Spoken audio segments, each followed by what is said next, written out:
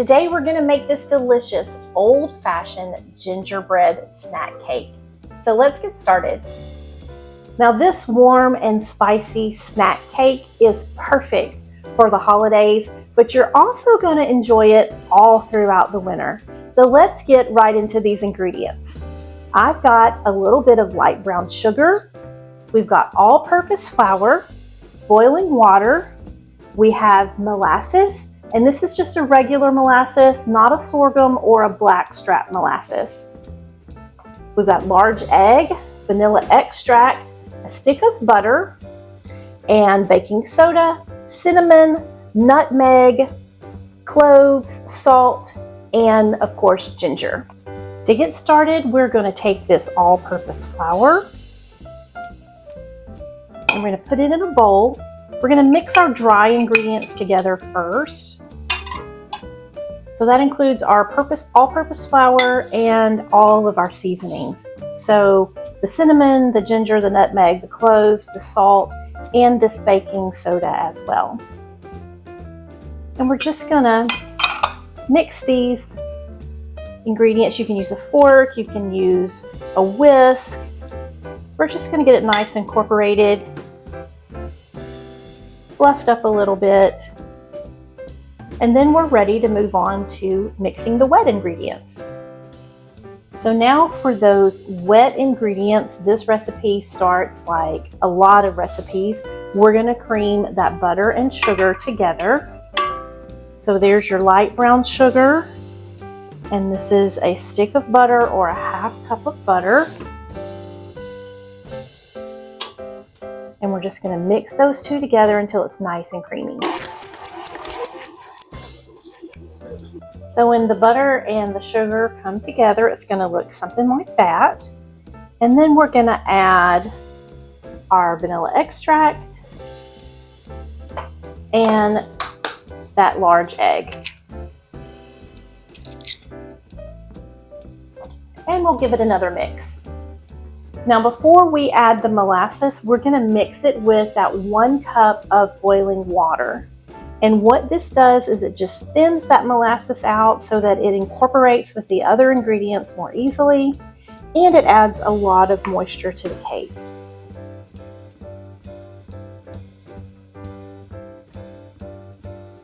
And when the molasses is mixed with that water, it'll have the consistency of a nice dark tea. You can see how even when I scrape the bottom, it's all mixed together. And we're ready to add it to those wet ingredients. So we'll pour that molasses in.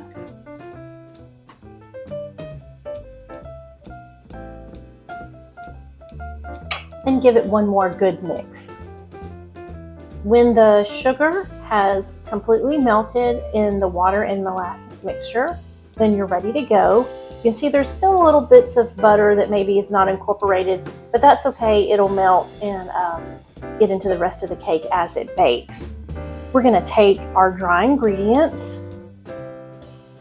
I'm just going to add them right into those wet ingredients, and we'll mix this together. This will be a little bit of a runny batter, but again, don't fret. That's exactly what it's supposed to be like. And put it in our cake pan. Now this cake is made in a 9x9 square pan, or you can make it in a 9-inch spring form pan. So I've got it here and I've already greased it. And we're going to just pour that batter right in there.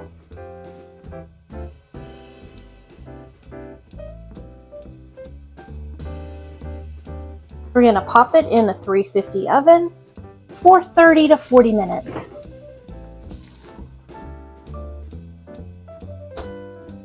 So we've taken our cake out of the oven, and you know it's done when it springs back, when you gently press it, or when you insert a toothpick and it comes out clean. So our cake cracked a little on the top, just like you would have if you baked a bread or something like that, and it's okay for this little snack cake. So let's talk about those serving suggestions, because we want your cake to be a success, not just in the kitchen, but all the way to the table. Now I have cut out a strip here because, to be honest, if you're photographing or you're videoing, the center cut or the center pieces of your cake are always the best. So I've already pulled those out, and the cake is still warm, so it's really soft.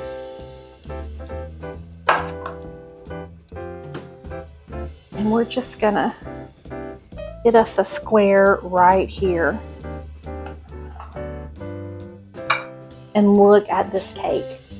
Look at how tender and moist. It's got a crisp sugar top, but the cake itself is so soft.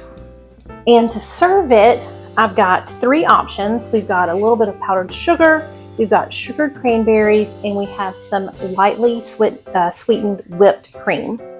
So let's start with this powdered sugar first. I'm just gonna put a little in this strainer.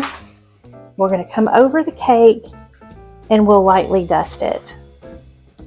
Now, this right here is a delicious presentation, especially if you're serving it anytime during the winter, not just the holidays. You could stop right there and add a couple of those sugared cranberries you like next to it, and that's delicious. Or you can take it one step further and have a dollop of this whipped cream right on top. So look at that. That is a beautiful presentation. But if you don't want to go to all of that trouble, because it is called a snack cake, right? You can just serve it by itself. So we've got a center square cut here, and this is really all you need, just a piece of cake. So this is all I have to share about this gingerbread cake. I hope that you will make it. It is so warm. It has those delicious spices. The cake is tender and moist. It makes a beautiful dessert or a wonderful snack. You can serve it at brunch. You can serve it after dinner. So good with that holiday coffee. So if you like this recipe, don't forget to subscribe, not just to the YouTube channel, but to southerndiscourse.com, where I'm cooking up that Southern food that you know and love. And you get access to my new series, Dinner with Friends. You're not going to want to miss out on that.